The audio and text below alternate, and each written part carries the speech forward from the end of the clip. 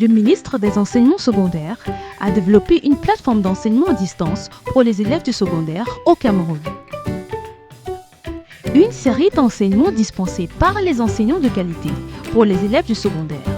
Apprendre n'a jamais été aussi simple avec l'enseignement à distance. Une initiative du ministère des Enseignements secondaires sous la supervision du professeur Nalova Lyonga en collaboration avec le ministère des Postes et Télécommunications, la CAMTEL, la CRTV et l'UNESCO.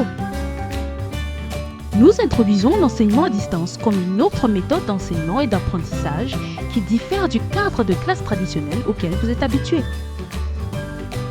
Dans le mode d'enseignement à distance, vous n'êtes pas avec l'enseignant en personne, alors prenez votre temps, détendez-vous, écoutez l'enseignant, prenez des notes et visitez les liens suivants pour toute question ou réponse à vos préoccupations. Allez-y à votre rythme. La solution du Cameroun contre le Covid-19 et au-delà. Professeur Nalova Lyonga, ministre des Enseignements secondaires. Bienvenue à cette séance d'apprentissage.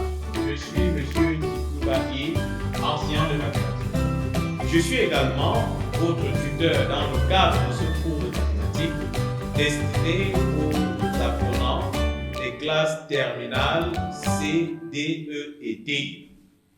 La notion du jour concerne essentiellement les élèves des classes terminales C et D. Avant d'entrer dans la leçon proprement dite du jour, nous allons procéder à la correction des devoirs que nous avons laissés à la dernière séance qui portait sur la division euclidienne dans Z. Et pour ce, nous rappelons simplement que, étant donné A et B deux entiers relatifs, B étant un entier non nul, il nous a été donné d'établir qu'il existe un couple d'entiers QR tel que A soit égal à B fois Q plus R avec 0 inférieur à R, strictement inférieur à la valeur absolue de B.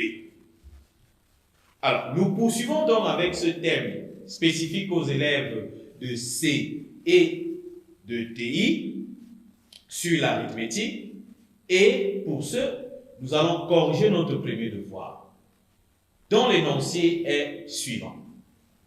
Traduit par une égalité et un encadrement la division euclidienne de A par B dans les cas suivants.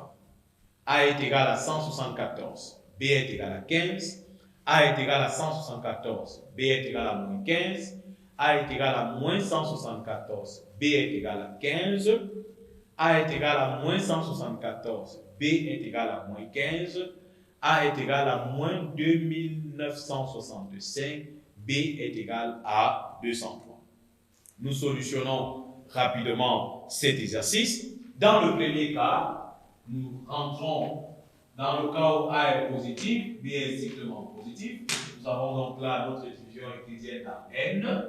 174 s'écrit donc sous la forme 15 multiplié par 11 plus 9.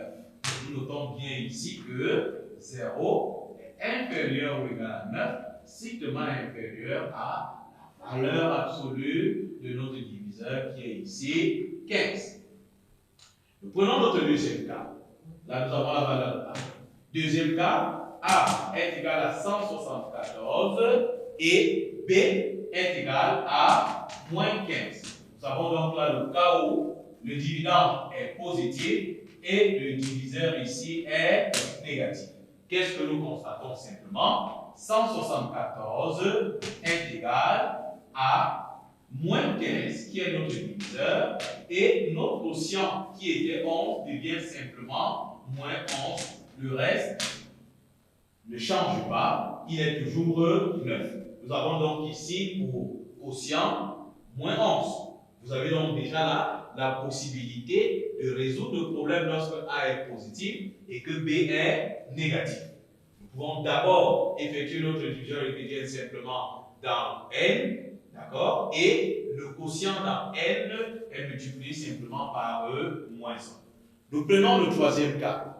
A est égal à moins 174 et ensuite ici, B est égal à 15. Nous avons le cas où A est négatif et ensuite ici, B est positif. Nous notons simplement ici que nous avons moins 174 qui est égal à 15 multiplié par moins 12 plus 6.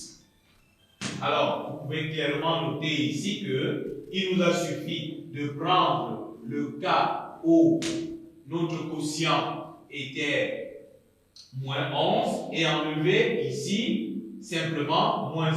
Donc, à partir de ce cas, si nous avons le quotient ici qui est Q, ici nous avons dit que le quotient est moins Q, et ici nous trouvons que le quotient c'est moins Q, moins 1. Voilà les trois premiers cas. Quatrième cas, A est égal à 174 et B est égal à moins 15. Ici, nous avons le cas où A est positif et ici B est négatif. Nous notons simplement ici que nous pouvons écrire 174 qui est égal, là nous avons le cas où A était, on l'a déjà, A positif, B négatif. Ici c'est A qui est égal à moins 174. Donc A est négatif ici et B est strictement négatif. 174 peut encore s'écrire sous quelle forme? Moins 174 est égal à moins 15 multiplié par 12 plus 6.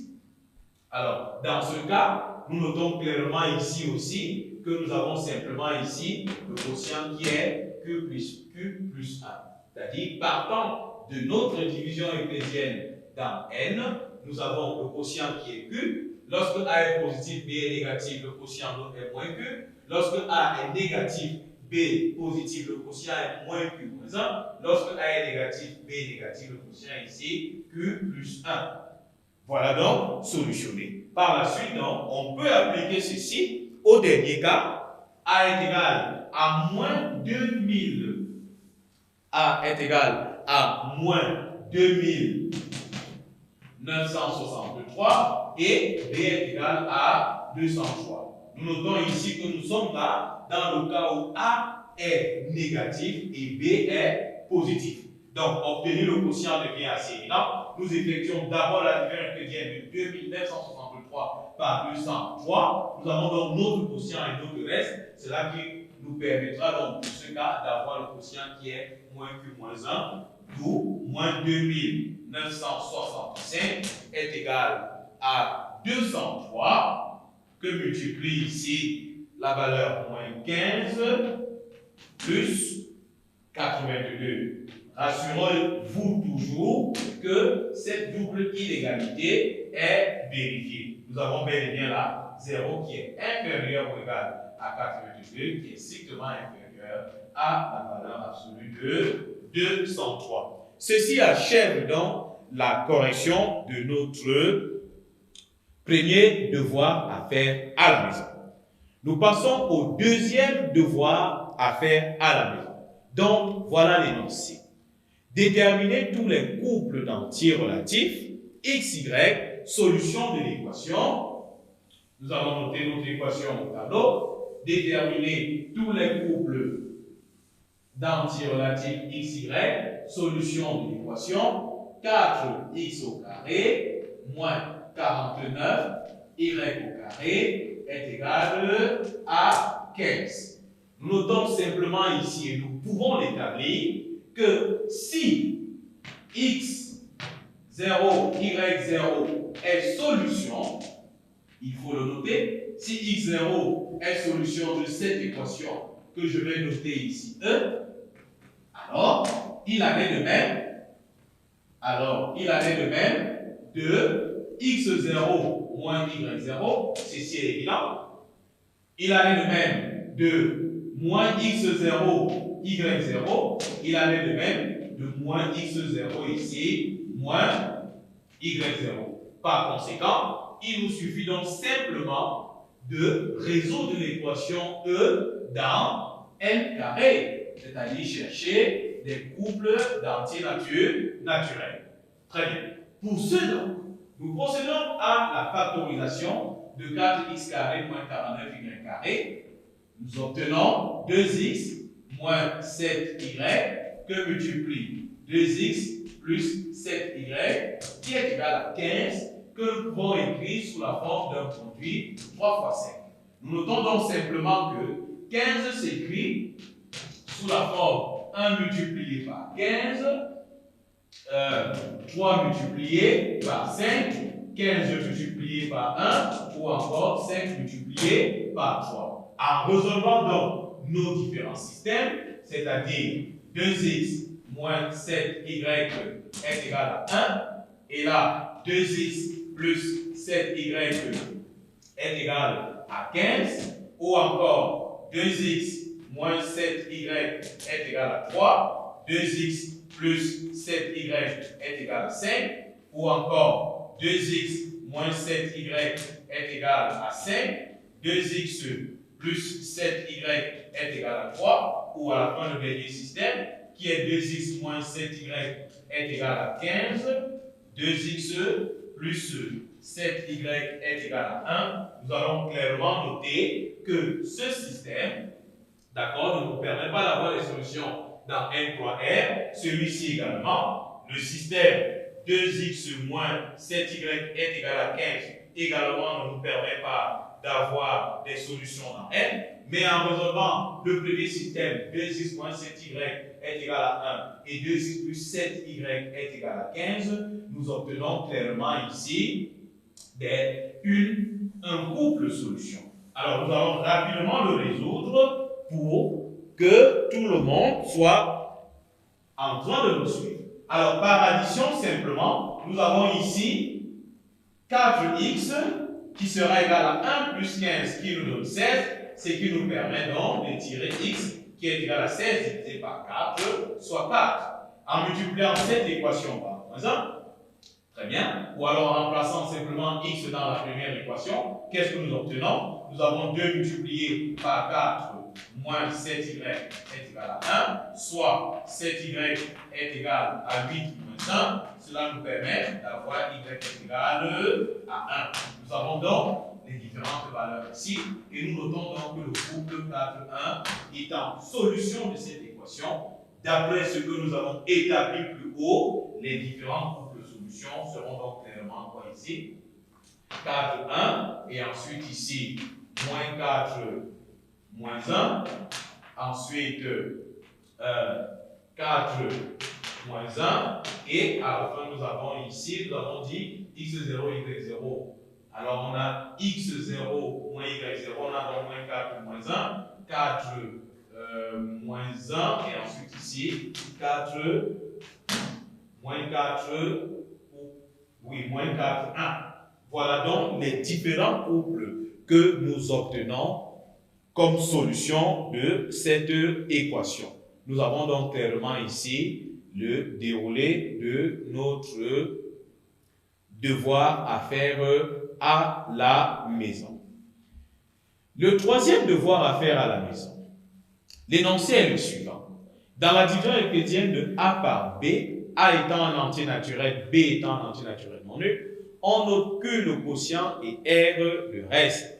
Déterminer Q le quotient, sachant que Q et R ne changent pas lorsqu'on augmente A de 20 et B de 10.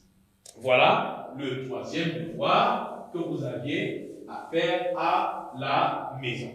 Il est question ici donc de déterminer Q, sachant que Q et R ne changent pas lorsqu'on augmente A de 20 et B de 10. Nous établissons cela tout à l'heure. À la question 2, il est noté que A est un entier relatif tel que B appartienne aussi à Z et que A soit égal donc à 204B plus 350. On nous demande de déterminer le quotient Q et le reste R de la division euclidienne de A par 204. Troisième question de ce devoir, déterminer le quotient Q et le reste R de la division euclidienne de 2 exposant 2013 plus 52 par 4. Nous solutionnons ce devoir. Alors, première question.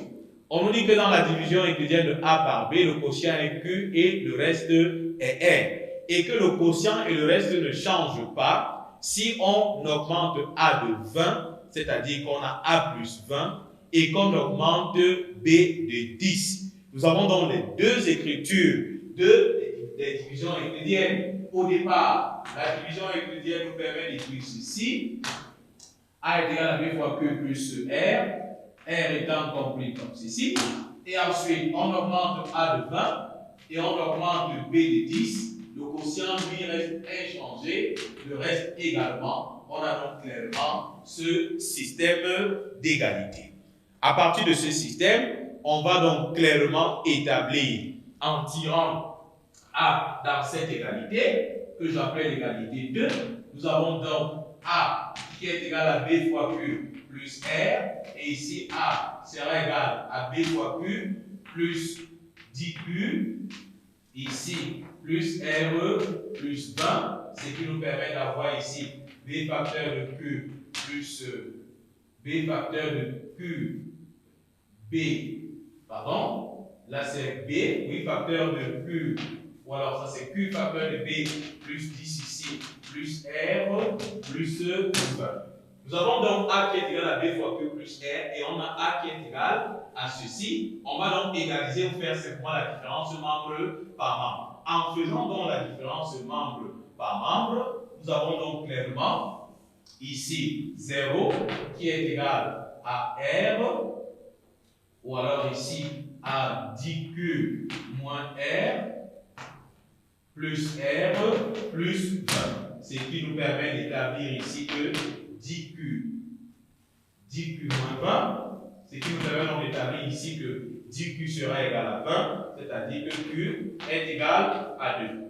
Je reprécise ici que nous avons fait la différence membre par membre. Je vais noter cette équation 3 et celle-ci, je vais la noter 4. Donc, vous pouvez décider de faire 4 moins 3 ou 3 moins 4. Quand nous faisons 4 moins 3, nous obtenons clairement ici BQ moins BQ. Ça fait donc 0, qui est égal ici à R moins R. Ça fait ici 10Q. Ici, il nous restait quelque chose, moins 20. Attention, on a fait traverser 20 là. On a donc 10Q ici, moins 20.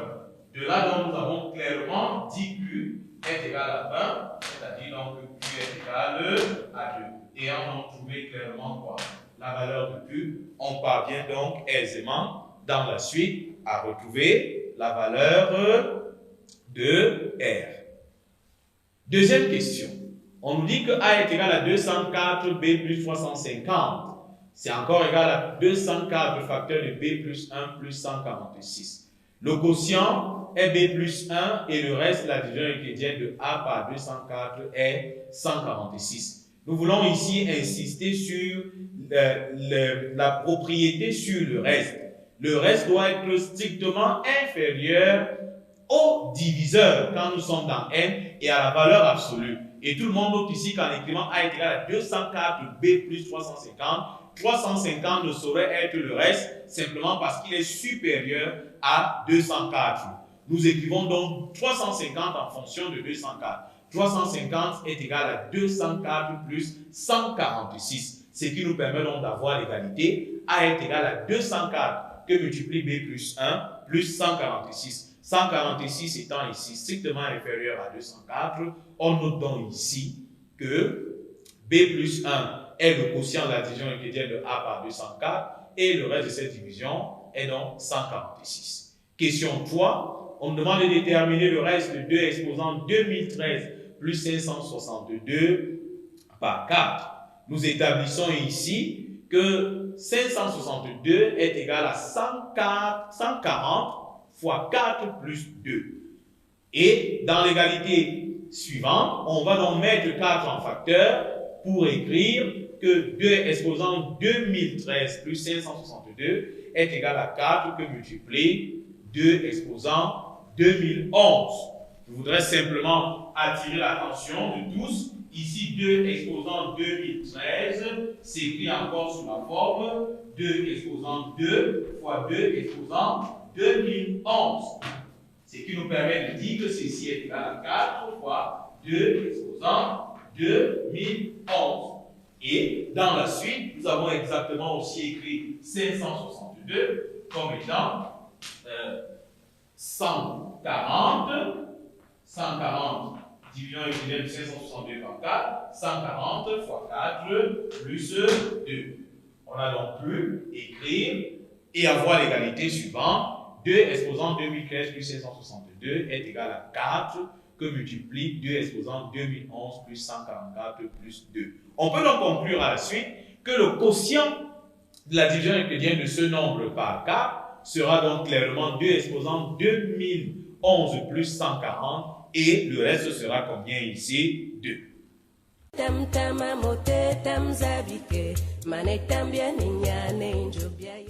Nous sommes donc arrivés au terme de la correction des devoirs de la dernière séance et nous abordons ce jour la leçon 4 du thème arithmétique qui est consacré aux congruences.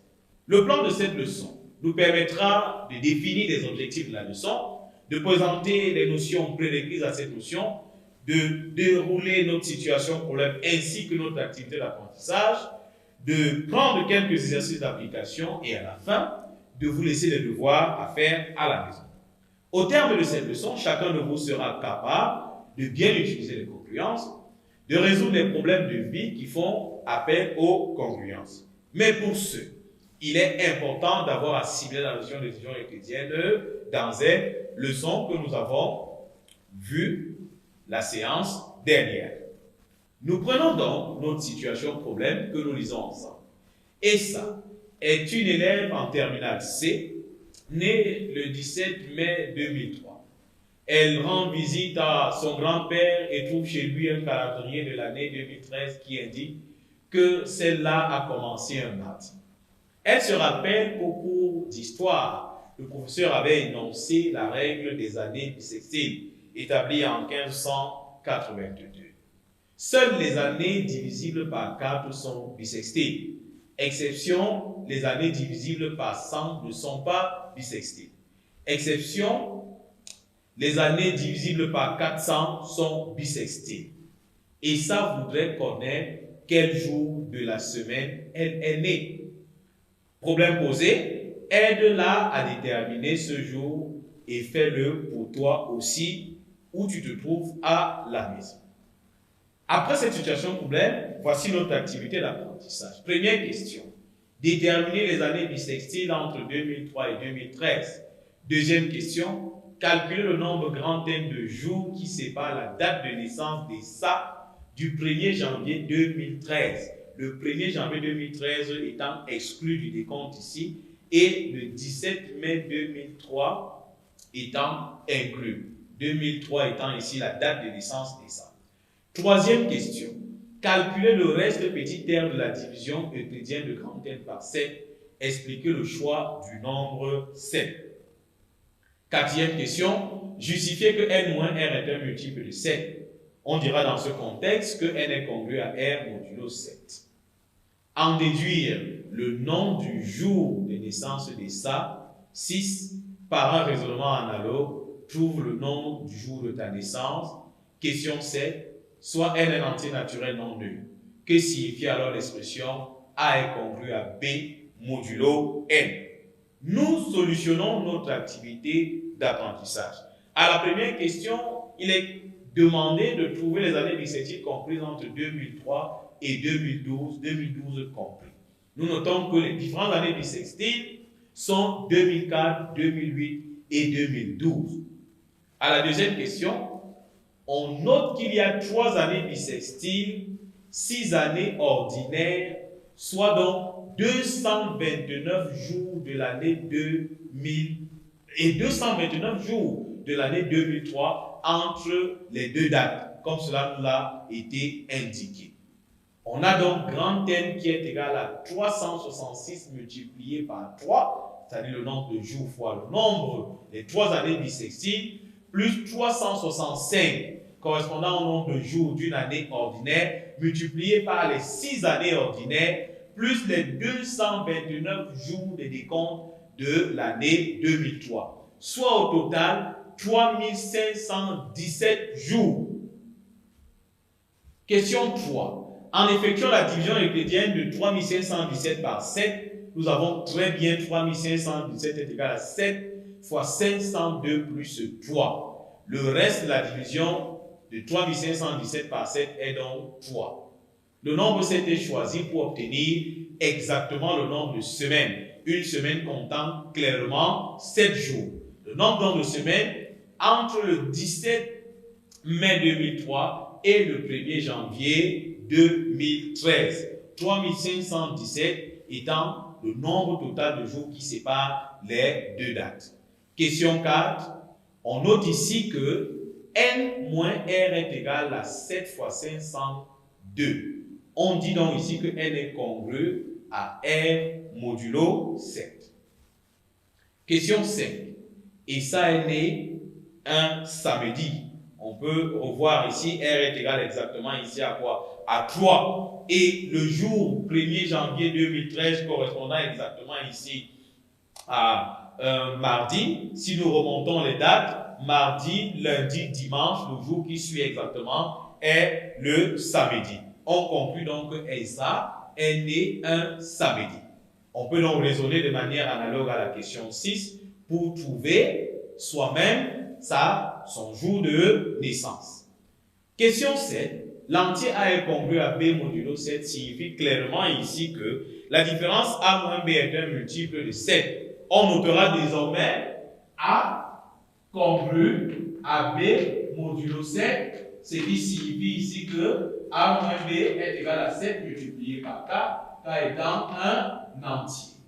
K étant ici un entier. C'est-à-dire A moins B est un multiple donc de 7. N étant ici un entier naturel non nul. Que retenons-nous au terme de cette activité d'apprentissage sur la notion de congruence? Nous prenons la définition suivante. N étant un entier naturel non nul, A et B, deux entiers relatifs, dit que A est congru à B modulo N signifie simplement que A moins B est un multiple de N et réciproquement. On dit aussi que A et B sont congrus modulo N. Et on note désormais A comme ceci, B modulo N, pour signifier simplement de manière équivalente ici que A moins B est un multiple de N, c'est-à-dire que A moins B s'écrit LK, K appartenant ici à Z. On dit donc ici que A est congru à B modulo N ou que A et B sont congrus modulo N. Conséquence. Soit N un entier naturel non nul, A et B deux entiers relatifs. N et R deux entiers naturels, N étant ici non nul. Les entiers A et B sont congrus modulo N si et seulement si A et B ont le même reste dans la division euclidienne par N. Nous reprenons ici. Dire que A et B sont congrus modulo N signifie simplement que A et B ont le même reste dans la division euclidienne par N. Donc, nous avons ici A qui est congru à R modulo N avec 0 qui est inférieur ou égal à R, strictement inférieur à N. R est donc clairement le reste de la division euclidienne de A par N. Nous prenons quelques exemples. Nous avons 145 moins 119 qui est égal à 26, qui s'écrit encore 2 fois 13. On peut donc conclure que 145 et 119 sont congrus modulo 13. De même, 257 est congru à 213 modulo 11, simplement parce que 257 moins 213 nous donne clairement ici un multiple de 11. Et quand nous avons l'écriture de 257 par la division euclidienne de 257 par 11, nous notons que le reste est 4. Et la division euclidienne de 213 par 11, le reste étant également 4. Les deux nombres sont donc congrus modulo 11. De même, à la question 3, nous avons moins 1017 qui est égal à 29 fois moins 36 plus 27. 27 étant strictement inférieur à 29, et donc le reste de la division euclidienne de moins 1017 et de 29 de moins 36 par 29. On peut donc conclure également là que moins 1017 est congru à 27 modulo 29. Là, nous sommes en train d'utiliser notre conséquence. Exercice d'application. Reprendre la situation problème en remplaçant la date du mardi 1er janvier 2013 par la date d'aujourd'hui. À l'exercice 2, sans utiliser la calculatrice, on nous demande de compléter les égalités suivantes. 86 est congru à combien modulo 8? 25 est congru à combien modulo 8? 111 est congru à combien modulo 8? Moins 33 est congru à combien modulo 7? La congruence de 100 par 7, la congruence de moins 300 par 7. À l'exercice 3, parmi les 5 entiers suivants, indique ceux qui sont congrus modulo 7. A est congru à moins 4, A est égal à moins 4, B 15, C 3, D 38 et E moins 13. L'exercice 4, détermine le reste de la division euclidienne de A, B et C par 23, sachant que A est congru à 34 modulo 23, B à 29 modulo 23 et C à moins 43 modulo 23. Nous solutionnons rapidement l'exercice 1 en refaisant un raisonnement analogue à celui de notre activité d'apprentissage pour le cas du jour de naissance de Essa. À l'exercice 2, nous notons simplement que 86 est congru à 6 modulo 8, 25 congru à 1 modulo 8, 111 congru à 7 modulo 8. Il nous suffit d'utiliser ici soit la définition, soit la conséquence de cette définition pour avoir les différents résultats qui s'affichent. À l'exercice 3, parmi les 5 entiers suivants, indique ceux qui sont congrus modulo 7 en utilisant exactement aussi la définition ou la conséquence de notre définition. On note ici que A et C sont congrus modulo 7, A et D sont congrus modulo 7, B et E sont congrus modulo 7. À l'exercice 4, il est question de déterminer le reste de la division euclidienne de A, B et C par 23, sachant que nous avons les différentes congruences de A par 23, de B par 23 et de C par 23. Il nous suffit ici de partir de la définition et de noter que A, qui est congru à 34 modulo 23, nous permet donc d'écrire A est égal à 23Q plus 34. Q étant ici un entier naturel. Ensuite, nous notons ici que 34 étant supérieur à 23, on va décomposer 34 qui va s'écrire sous la forme 23 plus 11. Par conséquent, le reste de la division euclidienne de A est donc 11. La division euclidienne de A par 23 sera donc 11. En procédant de même pour B, nous avons pour reste 6. Et en procédant de même pour C, le reste est égal à 3. Nous laissons le devoir suivant à faire à la maison. On considère deux entiers A et B, tels que A soit congru à 7 modulo 10, B congru à 6 modulo 10.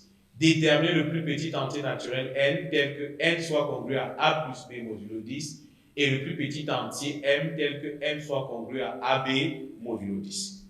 Chers apprenants, nous sommes arrivés au terme de notre leçon du jour sur les congruences. Notre prochaine leçon portera sur les propriétés des congruences.